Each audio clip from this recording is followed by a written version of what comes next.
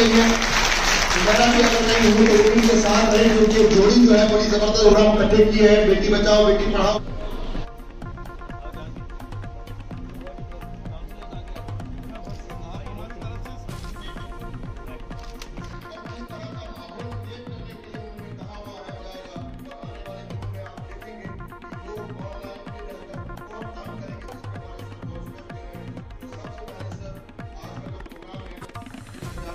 जोरदार तालियां।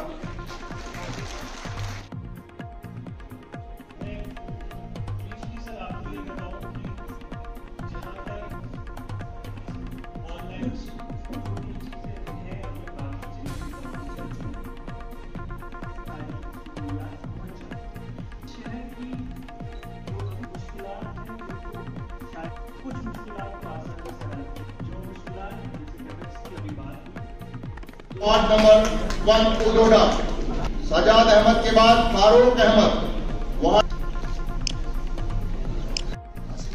जब ये 10,000 के लॉन्च के बाद अहमद, जोरदार तालियां इन बच्चों के लोगों के लिए मैडम भी अगर नहीं हुई तो उनके साथ रहे, क्योंकि जोड़ी जो है बड़ी जबरदस्त जोड़ी है। हमने बहुत से प्रोग्राम इकट्ठे किए हैं बेटी बचाओ बेटी पढ़ाओ के लिए, इनका बहुत बड़ा योगदान है। इनकी कुछ आइटम्स भी यहाँ पर हम देखेंगे और कल्चरल प्रोग्राम जो है यहाँ पर जो है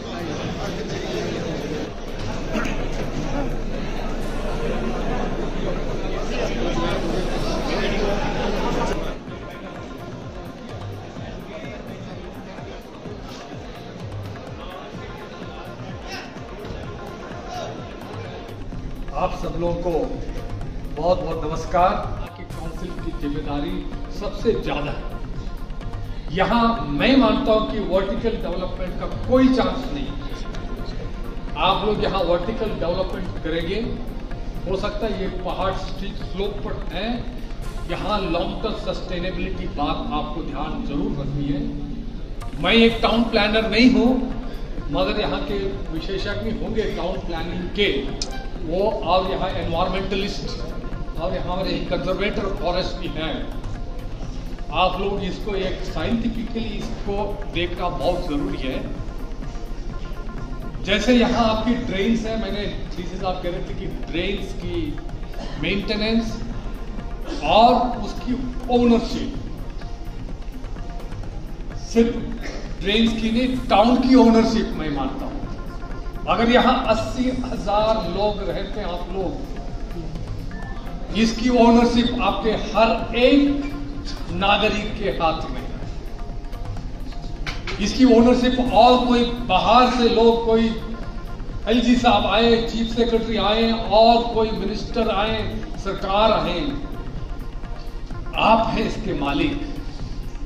ये आपका घर है, ये आपका शहर है और इसकी जिम्मेदारी, इसकी मालिकाना है आप है। जब अगर आप देखभाल नहीं करेंगे, आप ये उम्मीद मत कीजिए कि बाहर के लोग आके इसकी मालिकाना और उसके रखवाले करेंगे। एक हफ्ते पर 1 वीक प्रोग्राम, यहाँ सारी जो जन सुविधाएं हैं, जन सुविधाओं को उपलब्ध करना यहाँ का लोगों को, चाहे लैंड पासबुक हो या सेल्फ एम्प्लॉयमेंट के स्कीम्स हो या एग्रीकल्चर के, हॉर्टिकल्चर के, इंडस्ट्रीज़ के, अर्बन सेल्फ एम्प्लॉयमेंट के स्कीम्स में जो बेनिफिट्स हैं उसको सारा यहाँ एप्लीकेशन लेना, ऑन द स्पॉट प्रोसेस करके उसको उपलब्ध कराना, कोऑपरेटिव सोसाइटीज़ को यहाँ रजिस्टर करना और उसका एक्टिवेट करना है।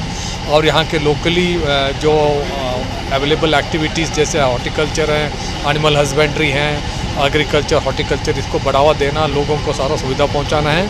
उसके साथ ही शहर को एक अच्छे शहर मॉडल टाउन बनाना, उसमें यहाँ स्वच्छता, यहाँ की एजुकेशन, यहाँ की टाउन प्लानिंग, ट्रैफिक और सैनिटेशन, बिल्डिंग कंस्ट्रक्शन, सारे जो रेगुलेटरी एस्पेक्ट्स भी है उसको सारा लोगों को अवगत कराना। और टाउन प्लान के जो कमेटी के मेंबर्स हैं, डिस्ट्रिक्ट एडमिनिस्ट्रेशन है, उनके साथ सब लोगों को कोऑर्डिनेट करके बेटर प्लान बनाना और बेटर इम्प्लीमेंटेशन करना, लोगों में अवेयरनेस क्रिएट करना।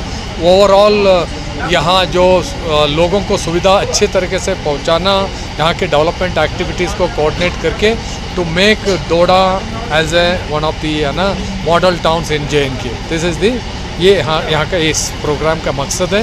और सब लोगों को उसमें भागीदारी बना के उसको आगे बढ़ाना इसका प्रोग्राम का मकसद है।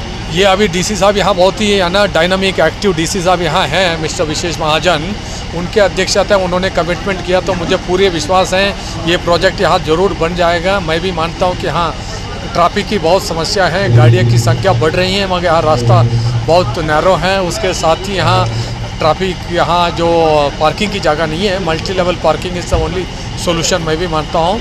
जहाँ कोई भी कमर्शियल एक्टिविटी हो, रेस्टोरेंट्स हो, होटल्स हो, नीचे पार्किंग की जगह बनानी चाहिए। सरकारी बिल्डिंग्स में भी ये ग्राउंड फ्लोर में जो नीचे पार्किंग बनाना चाहिए, मल्टी स्टोरी पार्किंग बनाना चाहिए। और यहाँ एडमिनिस्ट्रेशन के साथ यहाँ जो घर बनाए जाते हैं, कमर्शियल एक्टिविटी होती है, वहाँ भी ऐसी सुविधा प्रोवाइड करनी चाहिए, तभी यहाँ का जो समस्या है ट्रैफिक की तभी इसका हल हो जाएगा। मैं आपको यहाँ अवगत कराना चाहूँगा कि अनशेड्यूल्ड पावर कट अभी नहीं होगा। हमने सख्त निर्देश दिए, सिर्फ निर्देश ही नहीं, एक्स्ट्रा पावर हमने यूपी गवर्नमेंट से और भी हमने 400 मेगावाट अभी लिया है यूपी गवर्नमेंट के, जो उसको पावर बैंकिंग कहते हैं। उसका मतलब पावर हम अभी इस वक्त लीन सीज़न में हम वहाँ से लेंगे और समर में हमको देना पड़ेगा। एक्सचेंज के मुखांतर हम उसको लिया है। उसके साथ ही हमारी बात चल रही है ministry of power, government of India और दूसरे जो सेंट्रल CPSUs हैं और ज़्यादा पावर लेने के लिए, क्योंकि हम यहाँ जो पावर IES एक्सचेंज है उसका डिपेंडेंस हमारी कम हो, क्योंकि वहाँ अनरिलायबिलिटी होती है, क्योंकि रिलायबल पावर हो और चीपर रेट पे हो।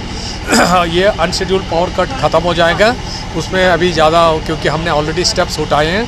इस मौके पर मैं आप लोगों के इस माध्यम के थ्रू सभी पब्लिक को भी अनुरोध करना चाहता हूं, क्योंकि लोग ज़रूर पावर के बिल भरें और उसके साथ जो कॉस्टली, जो ज़्यादा पावर कंज्यूम करने वाले गैजेट्स हैं उसको यूटिलाइज़ नहीं करें, पावर की सेविंग करें। और पावर सेविंग के साथ पावर के जो ड्यूज़ है उसको बिल ज़रूर पेमेंट करें। उसके साथ ही हमने जो एमनेस्टी स्कीम भी लागू की है उसका फ़ायदा उठा के जो बकाया है उसको भी पूरा उसको पेमेंट करें, क्योंकि फ्री पावर मिल नहीं सकता है। कि पावर जनरेट करने में, पावर परचेस करने के लिए JNK गवर्नमेंट को पैसा पेमेंट करना पड़ता है। JNK गवर्नमेंट लोन उठा के, लोन के द्वारा पावर की बिल पेमेंट कर रही है, उसका पैसा लोगों से ही आना चाहिए।